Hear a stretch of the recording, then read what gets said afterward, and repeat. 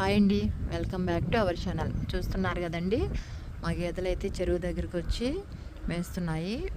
ఇవన్నీ కూడా మా దొడ్లో పుట్టిన పడ్లేనండి. ఇప్పుడైతే 2-3 పడ్లు సూడి ఉన్నాయి. వీటిల్లో